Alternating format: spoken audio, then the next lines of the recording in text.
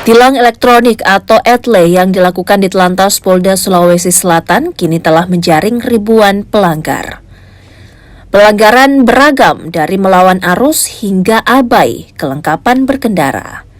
Banyaknya kendaraan yang ditilang ternyata tak digubris pemilik kendaraan, alhasil petugas pun terpaksa memblokir ribuan surat tanda nomor kendaraan alias STNK. Dari data di Telantas Polda Sulsel sejak Agustus hingga Oktober 2023, total STNK yang telah diblokir lebih dari 6.200 kendaraan. Petugas sejatinya telah mengirimkan surat tanda tilang, namun tak kunjung dibayarkan dendanya.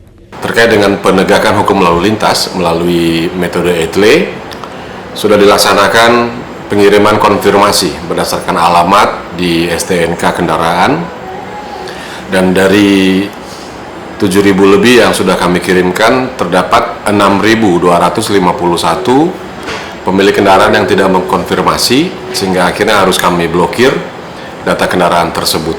Dan sudah ada 794 data kendaraan yang membayarkan denda tilangnya baik melalui Briva maupun datang langsung melalui pembayaran di perbankan. Dalam hal ini kami Direktorat Lalu Lintas Polda Sulawesi Selatan menghimbau kepada masyarakat untuk selalu tertib berlalu lintas, untuk selalu mempertanggungjawabkan setiap etika dalam berkendara di jalan raya, dan kami juga menghimbau untuk pengendara lalu lintas agar tetap menggunakan TNKB yang sesuai dengan spek yang sudah ditentukan oleh Korlantas Polri. Banyaknya warga yang melanggar aturan berlalu lintas membuat petugas mengeluarkan himbauan.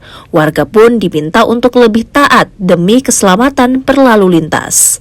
Rama Pratama, Kompas TV Makassar, Sulawesi Selatan.